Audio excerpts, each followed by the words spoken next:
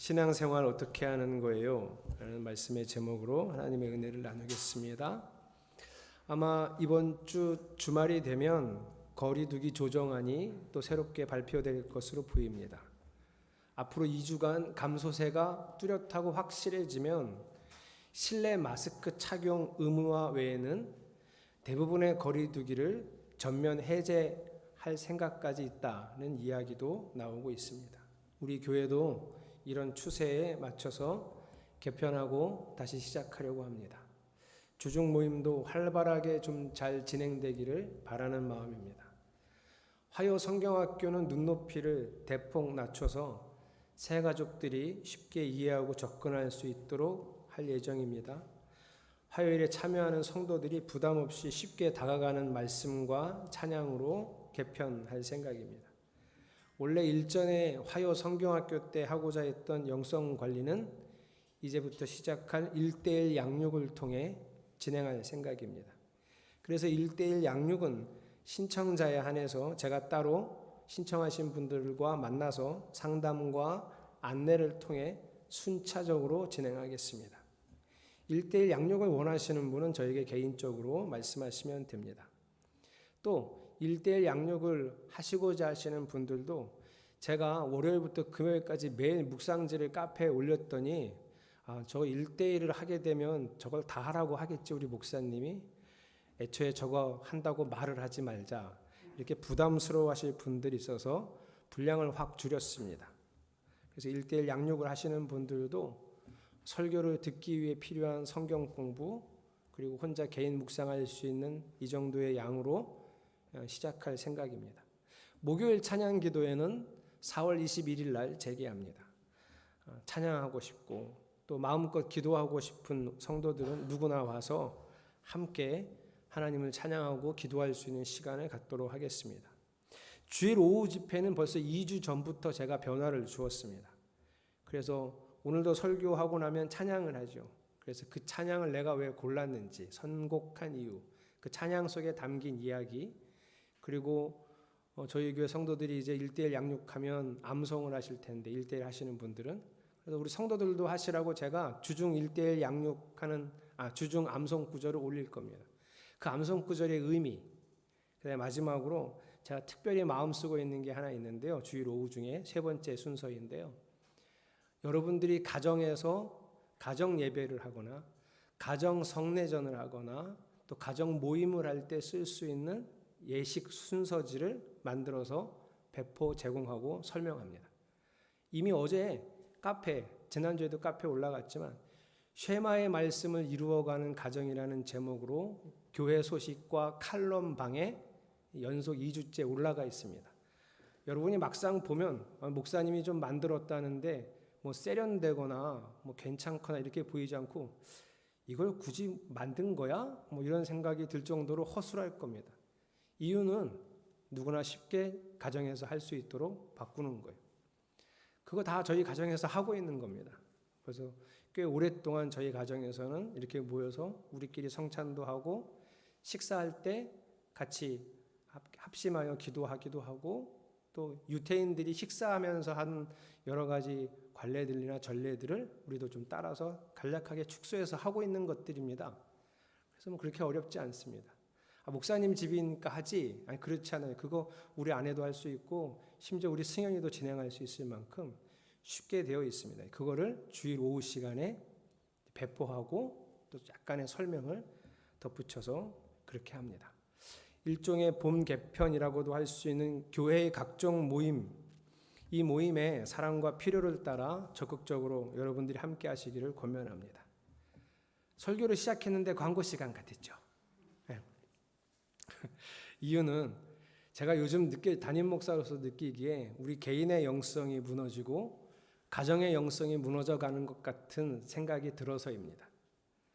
그래서 성도들이 그래, 내가 지금 좀 영적으로 좀 무뎌져 있구나라는 걸 느껴서 뭔가를 하고 싶은데도 교회 집회나 모임이 좀 부담스럽거나 어렵게 느껴져서 그 문턱이 되게 높게 느껴져서 참여하는데 어려워갈 수 있는 분들은 지금도 영성이 좀 무뎌져 가는데 영성이 더 허물어져 갈까 봐 이렇게 봄 개편을 하고요. 여러분들한테 이렇게 말씀을 드립니다. 정말 담임 목사로서 부디 간곡하게 권면하는 것은요. 여러분의 삶을 지키십시오.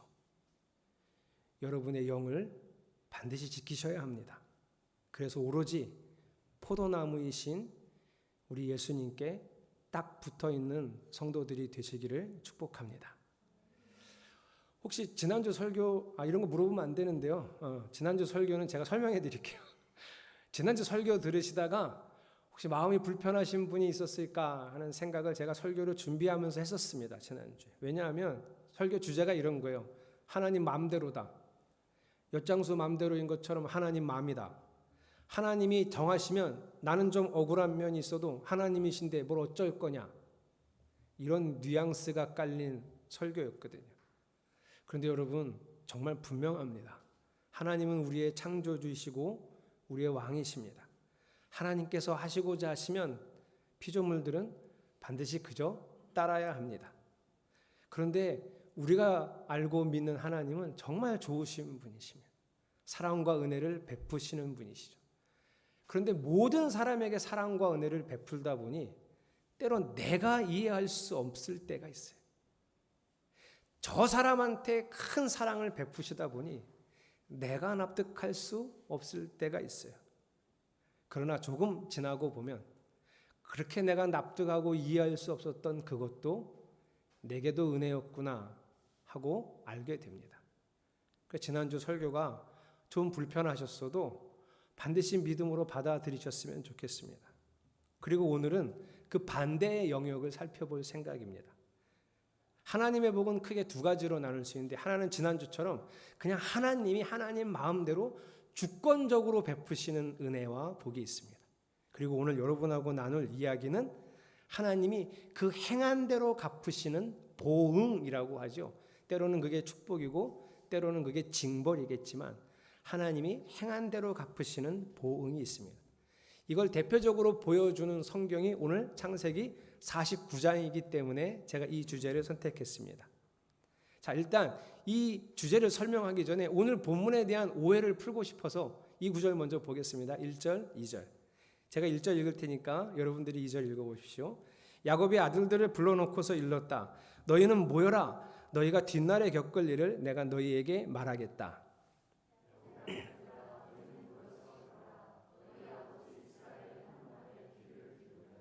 저는 이 49장 본문을 이렇게 머릿속에 그림처럼 영상처럼 떠올리면 항상 어떤 장면이 떠오르냐면 야곱이 아들 12를 다 부릅니다.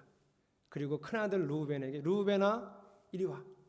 그럼 루우벤이 와서 아버지 앞에 무릎을 꿇죠. 그럼 아버지가 야곱이 루우벤의 머리에 손을 얹고 기도해 주는 장면이 떠오릅니다. 근데 여러분 지금 금방 읽으셨잖아요.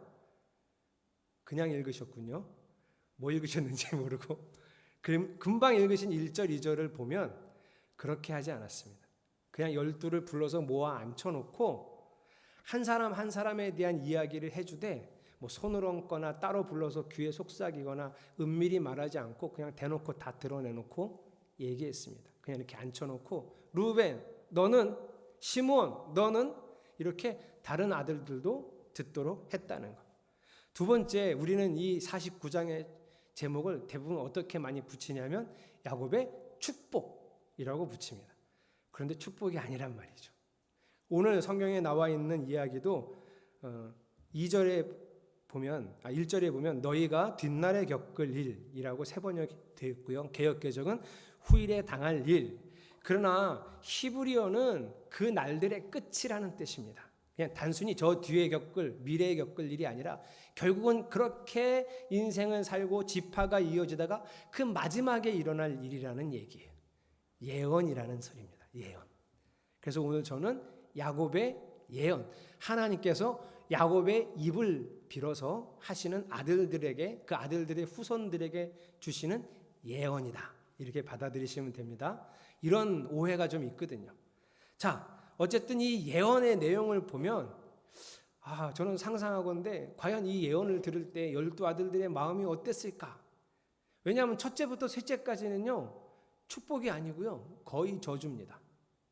그런데 이 정도 나쁜 얘기는 야, 너를 잠깐만 와봐. 너는 그때 왜 그랬니? 그때 좀 잘하지. 너는 그래서 이렇게 될 거야. 이게 조용히 얘기해주고, 너무 큰 축복도 야 너 잠깐 일로 와봐. 좀 평범한 것만 이렇게 크게 얘기하고 너무 나쁜 것과 너무 좋은 건 좀 개별적으로 해줬으면 좋겠는데 그걸 다 들었잖아요. 르우벤 큰아들이 이 저주를 들으면서 마음이 어땠을까? 막 얼굴이 막 울그락불그락 했겠죠. 엄청난 축복을 받았던 유다와 요셉은 막 좋아하고 싶은데 또 너무 티내면 또 눈치 보이잖아요. 이 12명 앉아있을 때 이 분위기 어땠을까 하는 아주 이상한 상상을 하기도 했습니다. 어쨌든 첫째 아들 르우벤부터 한번 볼까요? 3절, 4절. 3절은 너는 내 큰아들이야. 이 얘기를 그냥 여러 개 풀어서 한 겁니다. 4절을 같이 읽어보겠습니다. 시작.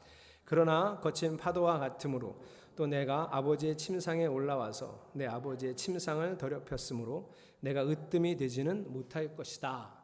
르우벤이 첫째 아들인데 너는 장자의 권리를 다 빼앗길 거다. 이런 저주예요. 왜 그랬냐면 거친 파도와 같으므로 라는 이 부분은 이 히브리어를 완전히 오역해놨는데 세 번역이 정확하게 그냥 문자 그대로 표현하면 물이 끓어서 생기는 거품이라는 뜻입니다. 르우벤아 너는 성정이 물이 막 바글바글 끓어서 그냥 끓다 못해 거품까지 생겼어요. 르우벤이라고 하는 사람의 성정을 아시겠죠? 특히 어떤 면에서 원초적인 본능에 따라서는 이렇게 막 본능이 끓어서 거품까지 날 정도로 즉흥적이고 악하다는 거예요. 그래서 무슨 짓을 저질러냐? 큰아들이 아버지의 첫 비라와 통관했습니다. 창세기에 있는 내용이죠. 그래서 너는 큰아들의 자격을 박탈한다. 이게 지금 3절, 4절이에요. 자, 이제 둘째 아들, 셋째 아들 볼까요? 얘는 쌍으로 나와서 같이 봐야 됩니다. 둘째 아들, 셋째 아들 6절, 7절인데요. 제가 6절 읽고 여러분이 7절 읽을게요. 나는 그들의 비밀 회담에 들어가지 않으며 그들의 회의에 끼어들지 않을 것이다. 그들은 화가 난다고 사람을 죽이고 장난삼아 소의 발목 힘줄을 끊었다.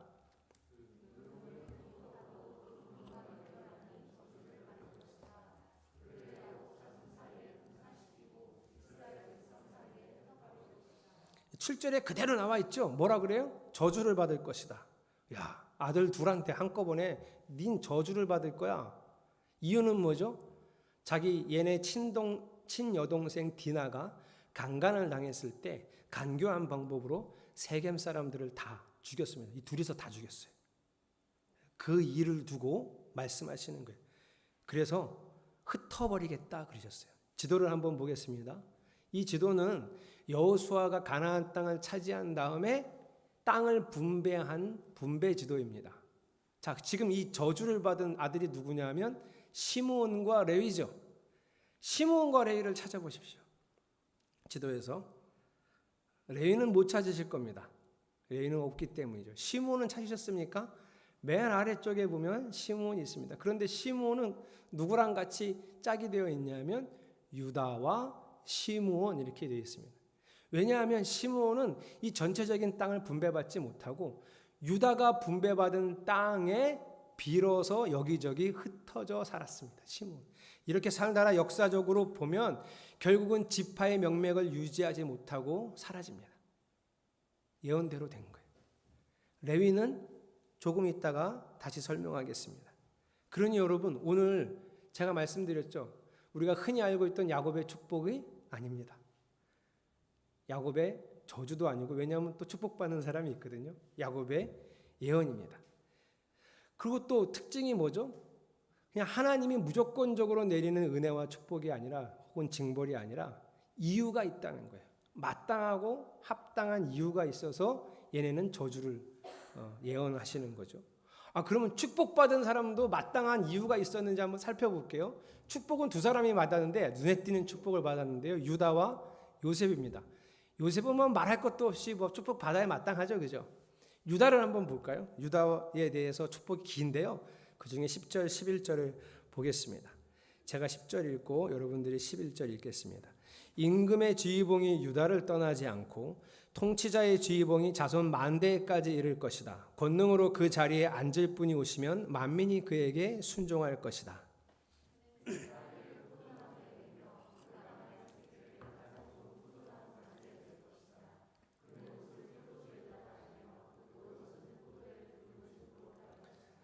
10절은 유다에게서 영원한 왕이 나올 것이다.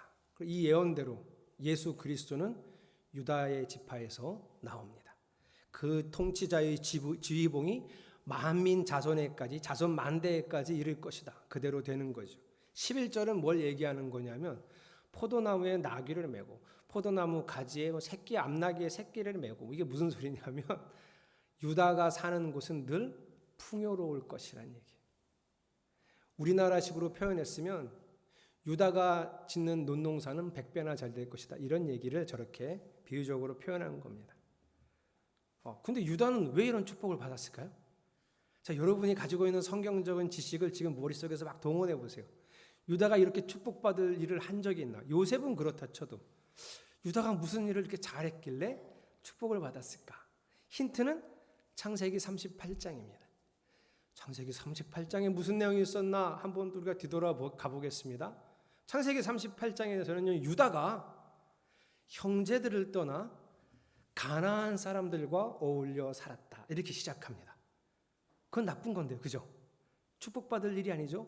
한술 더 떠서 유다가 가나안 사람들과 어울려 살다가 가나안 여자랑 결혼을 합니다. 이건 미친 짓인데? 이건 축복받을 일이 아니죠. 그런데 이 유다가 그 가나안 여자와의 사이에서 아들을 셋을 낳았습니다. 그리고 세월이 지나 아들이 장성하여 아들을 결혼을 시켰습니다. 이름이 다말입니다. 이쯤 되면 여러분 머릿속에 그거 진짜 축복받을 일이 아닌데 생각이 나실 거예요. 왜냐하면 이 큰아들이 다말과 결혼했다가 죽었어요. 아들도 못 낳고 죽었어요. 그래서 이스라엘의 계대혼이라는 법에 따라서 둘째 아들 오난과 다시 결혼을 시켰습니다. 얘도 나쁜 짓을 해갖고 하나님이 죽였어요. 그래서 이제 셋째 아들밖에 없는데 유다가 덜컥 겁이 났어요. 아니, 우리 며느리가 남자 잡아먹는 여자인가? 왜 자꾸 아들들이 죽지? 그래서 며느리를 친정에 보내고 애 좀 크면은 결혼시켜 줄 테니 집에 가 있어. 그리고 연락을 안 했어요. 며느리가 기다려도 시아버지로부터 연락이 안 오자 시아버지의 소식을 들었는데 양털을 깎는 축제 기간에 참여하고 있다는 거예요. 그래서 시아버지가 지나갈 길목에서 장녀로 변장을 하고 술이 취해서 지나가는 시아버지를 유혹을 했습니다. 그리고 시아버지와 관계를 맺고 임신을 해버렸죠. 그 시아버지가 유다입니다. 조금 시간이 질러서 유다가 소식을 들었는데, 아니, 자기 며느리가, 친정에 보냈던 자기 며느리가 임신을 했다는 거예요. 그래서 사람들을 불러 모아서 가서 돌로 쳐 죽이라고 사람들을 보냈습니다. 며느리 다말에게. 사람들이 다말을 쳐 죽이려고 하자 다말이 그때 성관계를 맺고 지금 자기가 임신한 아이의 아비가 누구인지, 그가 가지고 주었던 소유물을, 지팡이, 도장, 끈, 이거를 보여줬어요. 가서 우리 시아버지께 이것 좀 보여드려라. 이 사람이 내가 임신한 아이의 아비라고 말 좀 해다오. 그래서 그 여자를 죽이러 갔던 심부름꾼들이 다시 돌아와서 유다에게, 아니, 그 며느리가 임신을 했는데 그 임신한 아이의 아비가 이 사람이랍니다 하고 보여주었더니 깨달은 거죠. 유다가 저거 내 건데. 그때 유다가 한 말이 있어요. 그 아이가 나보다 옳다. 창세기를 읽을 때 가장 의아하고 고개가 갸웃갸웃거려지는 성경이 38장입니다. 도대체 왜 여기 끼어들어갔는지 모르겠어요. 37장은 요셉이 형들에 의해서 애굽에, 이집트에 팔려가는 내용이고요. 39장은 이집트에 팔려가서 보디발의 집에서 노예 생활을 시작하는 이야기인데, 그냥 37장, 39장 이렇게 이어가면 되는데 뜬금없이 38장 유다 이야기가 이렇게 들어오고 또 다시는 그 이야기가 없어요. 왜 끼어들어갔을까? 38장은 유다의 변화의 시점을 보여주는 겁니다. 그 시점이 어디라고요? 그 아이가, 내 며느리가, 임신해서는 절대 안 되는 내 며느리 다말이 나보다 옳다. 그리고 그 이후에 나오는 유다의 모습은 완전히 새로운 사람입니다. 특히 이집트에 곡식 사러 갔다가 시므온이 볼모로 붙잡혔을 때 나서서 그 아이를 풀어달라고, 나를 대신 잡아달라고 얘기하는 사람 유다. 베냐민을 데리고 갔을 때, 베냐민을 잡으려고 할 때 얘를 데려가지 않으면 우리 아버지 죽는다고 나를 평생 노예로 삼아달라고 부탁하는 사람? 유다. 유다는 엄청난 잘못된 인생을 살았지만 돌이킨 사람, 대명사가 되는 거죠. 그래서 하나님은 행한 대로 또 돌이킨 대로 갚으시는 겁니다. 자, 그럼 이쯤 되면 처음에 하나님이 내 마음대로야 하고 복 주시는 건 그대로 받아야 된다는 것도 마음이 조금 찝찝했는데, 인생을 살다가 실수할 수도 있고 잘못할 수도 있는데 그 한 번의 실수를 가지고 하나님이 이런 예언을, 저주 같은 예언을 퍼부으시면 그냥 사람은 그걸 있는 그대로 저주를 또 받아들여야 하는가, 이것에 대해서 예를 들 수 있는 사람이 레위입니다. 아까 여러분 지도에 레위는 땅이 없었죠. 하나님의 예언대로 흩어져 살 거라고 했단 말이죠. 그런데 그 예언이 이루어져야 될 레위 지파는 다른 인생을 살게 됩니다. 그 한 번의 기회가 된 사건은 출애굽 사건입니다. 출애굽 사건 이후에 시내산에 도착해서 모세가 하나님의 율법을 받겠다고 산에 올라갔어요. 그런데 올라갔으면 좀 빨리 좀 내려오지. 40일 동안 안 내려왔어요. 백성들이 너무 불안한 거예요. 모세가 없으니까. 그래서 이 사람들이 불안하다가 폭동이 일어났고요. 그래서 아론이 이 백성들을 좀 잠재우고 싶어서 하나님 만들어주겠다. 하나님을 본 적이 있어야 하나님을 만들죠. 하나님이 어떻게 생겼는 줄 알아야 하나님을 만들죠. 그래서 일단 금을 모으고 백성들로부터 하나님이라고 만든 게 금송아지를 만든 거예요. 그리고 이렇게 외쳤어요. 이분이 우리를 이집트에서 끌어내신 여호와 하나님이시다 하고 금송아지의 소리를 질렀어요. 그 이후로 이 사람들이 극도로 흥분해서 미쳐 날뛰면서 폭동이 일어나고 난리를 치고, 그러고 있을 때 모세가 내려오고 있어요. 시내산에서 내려오다가 그 광경을 보고 하나님도 말씀하신 게 있어서 극도로 분노했어요. 그때 모세가 이렇게 소리를 지릅니다. 누구든지 주님의 편에 설 사람은 나에게로 오시오. 그때 모세에게로 왔던 사람들이 레위 지파입니다. 하나님이 절대 순종하기 어려운 명령을 그때 하셨어요. 모세의 편에서는 레위 지파에게 이제부터 손에 칼을 들고 진의 이 문과 저 문을 드나들면서 지나가는 친족과 가족과 누구든지 상관하지 말고 다 찔러 죽여라. 여러분, 얼마나 잔인한 일이. 이거 여러분 시키면 하겠어요? 못해요. 레위 지파가 모세의 편, 하나님의 편에 섰다고 거기 섰다가 이 명령을 듣고 곧바로 이행합니다. 그래서 그날 죽은 사람이 3,000명. 하나님은 그 3,000명의 죽음을 희생제사로 받아들이고 이스라엘을 용서해 주셨어요. 그 이후로 레위 지파는 하나님의 성소를 섬길 수 있는 특별하게 구별된 지파로 하나님이 새롭게 삼으십니다. 그래서 레위 지파는 땅은 없지만 예언대로 땅을 분배받지는 못하지만 각 지파마다 성읍 몇 개씩 할 땅 받아서 그 성읍에 살면서 각 지파마다 하나님께 제사 드리는 걸 도와주고, 각 성읍 사람들마다, 각 지파 사람들마다 하나님 앞에서 행해야 될 도를 가르치고 그것들을 잘할 수 있도록 관리하는, 하나님이 따로 구별한 거룩한 지파로 새롭게 됩니다. 여러분, 하나님은 행하시는 대로 갚으십니다. 그리고 그 행함은 또 하나님이 보시는 우리의 삶은 언제나 유효합니다. 그래서 오늘 제가 여러분에게 설교할 주제가 운명의 자신을 맡기지 말고 스스로 개척하여 새로운 삶을 살아가자, 이건가? 여러분, 그렇진 않아요. 스스로 제 힘으로 운명을 개척해서 행한 대로 갚으시는 하나님의 복을 누리자? 아니요. 저 그런 얘기하고 싶지 않습니다. 오히려 반대입니다. 그렇게 살아가던, 자기 스스로 삶을 이끌어가고 쟁취해가던 우리가 하나님의 뜻을 따라가는 다른 방향으로 바꾸지 않으면, 방향을 바꾸지 않으면 절대로 안 된다는 얘기를 하고 싶어요. 예를 들어 우리는 뜻과 꿈과 소망을 이루기 위해 열심을 내야 된다고 어렸을 때부터 배웠습니다. 그렇죠? 뭐 개인에게 적용을 하면, 여기 학생이, 우리 하경이가 있네.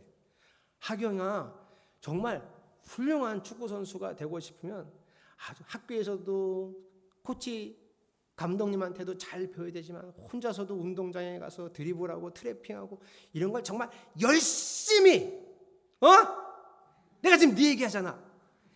열심히 해야지 된다. 이런 열심 이렇게 배웠어요. 열심히 하라고. 꿈을 이룰 때까지 힘써 최선을 다해 노력하라고 우리는 어렸을 때부터 배웠어요. 혼자서 안 되면 협력하여 소망을 이루어 가라고 어렸을 때부터 배웠어요. 이런 얘기 아니에요. 그렇다고 제가 자주 하는 비난의 자조의 얘기도 아닙니다. 태어나길 흙수저로 물고 태어났는데 내 최선이 무슨 소용인가? 최선 필요 없다. 그래봤자 아무 소용없다. 꿈을 이루기 위해 다 희생하고 열심히 다 하는 게 무슨 소용인가? 이런 자조도 아닙니다. 최선을 다하고 열심히 일하고 서로 이해하고 협력하고 살든 나태하고 게으르고 남 탓하면서 살아왔든 어떻게 살아왔든 이제부터는 최선이냐 게으르냐 이런 얘기가 아니라 하나님과 함께 사는 법을 배워야 한다고 말씀드리고 싶어요. 제가 금방 하경이 예를 들었는데요. 하경아, 최선을 다하자, 열심히 하자. 그럼 하경이 머릿속에 내가 어떻게 하는 것이 최선이고 내가 어떻게 하는 것이 열심을 다하는 것인지 하경이는 다 알아요. 그렇죠? 자, 여러분, 하나님을 이토록 오랫동안 믿어왔던 우리가 알고 있는지 한번 제 질문을 들어보십시오. 하나님과 함께 사는 법 알고 계십니까? 최선을 다하자, 열심히 살자. 그럼 여러분 다 머릿속에 내가 어떻게 해야 최선인지 열심인지 떠오르시죠?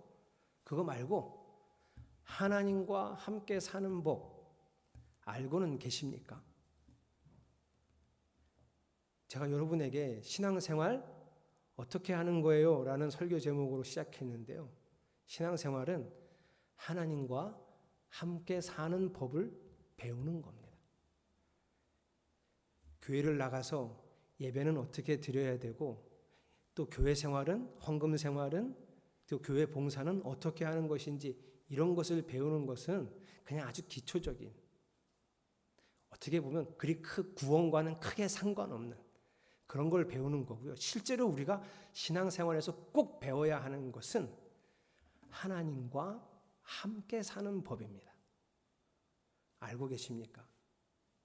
주님은 이번 주 저희 교회 암송 구절이 요한복음 15장 5절입니다. 주님은 포도나무고 우리는 가지죠. 우리가 예수님 안에 머물러 살고 예수님이 우리 안에 머물러 살면 이게 무슨 소리인지 아셔야 되는데요. 우리가 예수님 안에 머물러 살고 예수님이 내 안에 머물러 살면 우리는 많은 열매를 맺습니다. 이 성경 구절의 핵심 포인트는 바로 그 다음에 있는데요. 너희는 나를 떠나서는 아무것도 할 수가 없다. 하나님을 떠나서는 아무것도 할 수 없다는 그 말씀을 내가 알고 있는가? 이걸 배워나가는 것이 신앙생활입니다. 성도 여러분, 어떻게 배우면 될까요? 제 설교를 잘 들으면 신앙생활 어떻게 하는지를 빨리빨리 잘 배울 수 있을까요? 물론 그렇죠. 어떻게 하면 신앙생활을 잘할 수 있을까? 어떻게 하면 하나님과 함께 사는 법을 배울 수 있을까? 딱 두 가지인데요. 예배에 참석해서 이렇게 배우셔야 됩니다. 두 번째는 그 신앙생활, 하나님과 함께 사는 법을 잘 알고 있는 사람을 보고 따라하며 배워야 합니다. 그래서 교회가 존재합니다. 정말 신앙생활을 잘하던 목사가 어느 날 신앙생활을 못하는 목사가 될 수 있어요. 왜 그러냐면 그 공동체에서 영적으로 떨어져 나왔기 때문이에요. 하나님 안에 거하던 사람이 하나님 밖에 살기 시작했기 때문이에요. 목사도 소용없고 장로도 소용없습니다.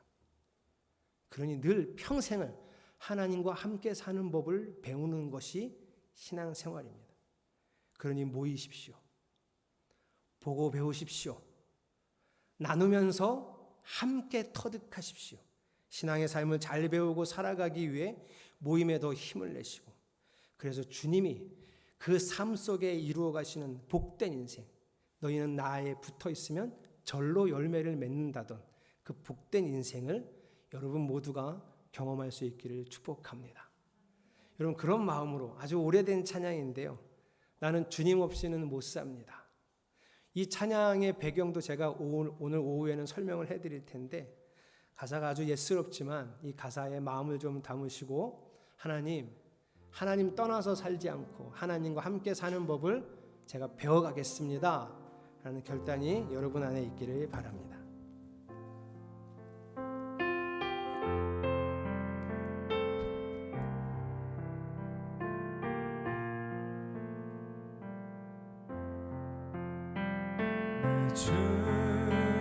주님 없이 난 못 살아. 내 주님 없이 안 돼. 다 없는 배처럼 흔들려 주님 없이 나 못 살아. 예수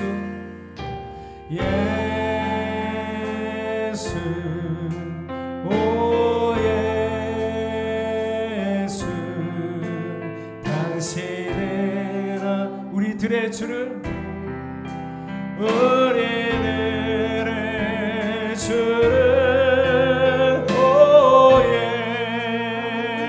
예수, 오 예수, 내 주님 없이 난 못 살아. 주 없이 소망도 없는, 주 없이 소망도 없는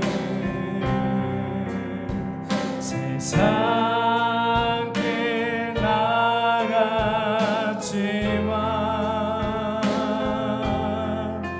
주 예수 나 위에 죽으사 나를 구원해 주셨네.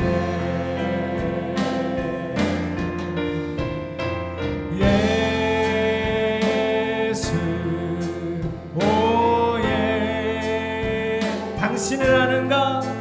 당신을 아는가? 우리들의 주를 오 예수, 오 예수, 내 주님 없이 난 못 살아. 예수 오 예수, 예수 오 예, 당신은 아는가? 당신은 아는가? 우리들의 주를 오 예수, 오 예수, 내 주님 없이 난 못 살아. 내 주님 없이 난 못 살아. 내 주님 없이 난 못 살아. 내 주님 없이, 내 주님 없이 난 못 살아. 오늘 말씀을 들은 여러분, 우리의 삶의 최선 열심이 아니라 하나님께 붙어있는 법, 나는 알고 있는가? 하나님과 함께 사는 법, 나는 알고 있는가? 오늘 나의 삶을 뒤돌아보며 하나님 주와 함께 사는 법을 열심히, 주와 함께 사는 법을 배워가겠습니다 하는 결단의 마음으로 함께 기도하겠습니다. 하나님, 주와 함께 살기 원합니다. 우리가 그렇게 중요하다고 말하는 믿음 말입니다. 믿음은 주님이 주인이십니다. 믿음의 주여, 그 믿음을 온전케 하시는 이 예수를 바라보자고 했습니다. 히브리서 기자의 이 고백처럼, 아니 이 당당한 주장처럼 오늘 저는 우리 성도들에게 그 예수님을 바라보며 예수님과 함께 사는 법을 배워가자고 오늘 이렇게 말합니다. 주여, 믿음의 주인이신 예수님, 그 믿음을 온전케 하시는 예수님, 주를 바라보고 주와 함께 사는 법을 배워가겠습니다. 교회를 나오고 지체들과 교제하고 성경을 배우며 하나님과 함께 사는 법을 배워가겠습니다. 그래서 우리의 믿음이 강건해지게 하소서. 우리의 삶이 하나님 안에서 축복을 누리게 하소서. 하나님 행함대로 갚으시는 하나님의 놀라운 예언을 우리도 그 축복을 받을 수 있는 믿음의 사람으로 살아갈 수 있도록 주여, 우리가 원합니다. 우리가 결심합니다. 믿음의 주인이시고 그 믿음을 온전케 하시는 예수님과 함께 사는 법, 그 예수님과 동행하는 법 우리가 배워가겠습니다. 우리를 이끌어 주시옵소서. 우리가 주를 알고 주와 함께 살아가는 주의 백성 되기를 소망하오니 붙들어 이끌어 주시옵소서. 주여, 믿음 예수, 예수, 오 예수, 당신은 아는가 우리들의 주를. 오 예수, 오 예수, 내 주님 없이 난 못 살아. 우리 마지막으로 고백합시다. 내 주님 없이, 내 주님 없이 난 못 살아. 할렐루야. 예수 그리스도의 이름으로 간절히 기도드렸습니다. 아멘.